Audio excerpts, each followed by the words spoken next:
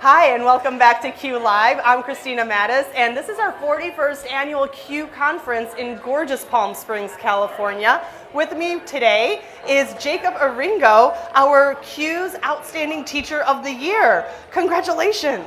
Thank you, Christina. Oh my gosh, and so how did this all come about? What do you do in the classroom? Who are you? What do you do? I'm a STEAM teacher at Hoover Middle School in San Francisco. The question is, what do I do? How did I get here? I'm a 13-year. This is my 13th year teaching. Have been teaching a high school prior to doing the middle school, and it's just been an awesome ride going through the middle school adventure. I'm loving it. What sparked you to go from high school to middle school? Just wanting a little change in personalities in the classroom and just different type of students. You know? Yeah. So now in the middle school, you're a STEAM teacher. What does that mean? STEAM stands for Science, Tech, Engineering, Art, and Math. And basically you're just mushing all that stuff together into something that's very project-based learning. Project-based. So how do you involve and engage your students in project-based learning? The way I engage them is through, one of my things I like to do is I like to gamify my lessons. That's just my specialty in instruction in my classroom. So every single time they hop onto a project, I call it a quest. And so they go through this quest where they have to accomplish a certain objective in that quest. And there's these little missions they need to get to accomplish to get to the end objective of that quest. And how long does a quest last for? Beginning quest, the starting quest would be about 2 weeks, and it can stem for the whole semester. Really? Yeah. So what kind of quests, what are the topics? What can students expect in a quest? So one of the quests for our STEAM Legends class is a tour of your world. And basically our STEAM Legends class is creating a world in 3D. And right now they're trying to get their character to walk through the city and do a little parkour in the city right now. Hopefully they did their homework over the time I wasn't here. Oh, over the weekend? I'll check it tonight.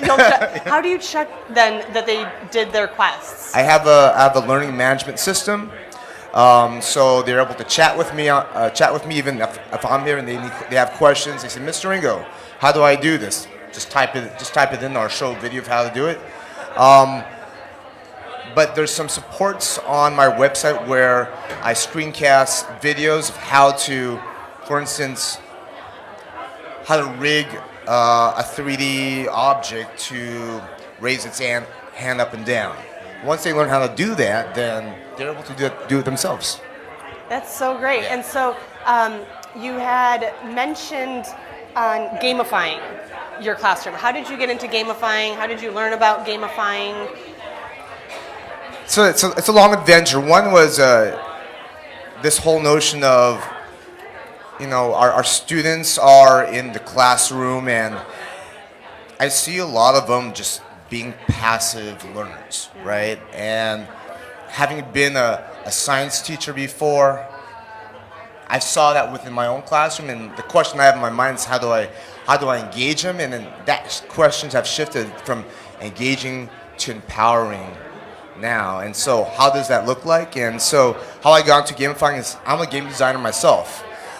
So I make my own games on the side. So I use some of the elements that I've learned in creating a game and integrating that within my class. For instance, every time they complete a mission, they receive a prize online, or they gain experience, or they level up and they gain status, that type of thing.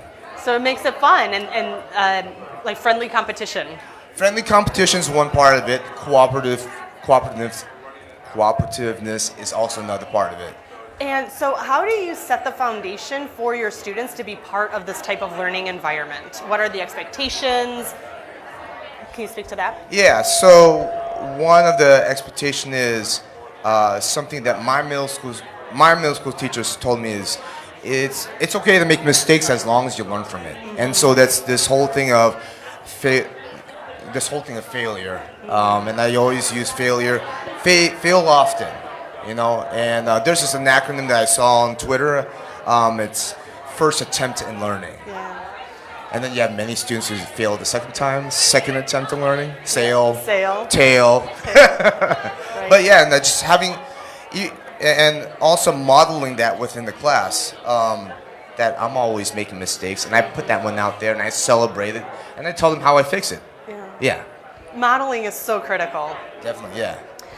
Jacob, if somebody wants to learn more information about all the great work that you're doing in the classroom, or even reach out to you to get more of your insights, where can they find you? So I have a Twitter account at Team Oringo. I also have a blogging website. It's steam.teamoringo.org. Excellent. Well, thank you so much for being here with us today on Q Live and sharing your story. And congratulations again on being awarded Outstanding Teacher of the Year. This is truly remarkable. I'm telling you, it's a trip. Definitely a trip being up here. So Totally a trip. I'm just enjoying the moment right now. Yeah, no, that's awesome. Thank you so much. And for those watching elsewhere, this is Q Live. I'm Christina Mattis, and we'll see you soon.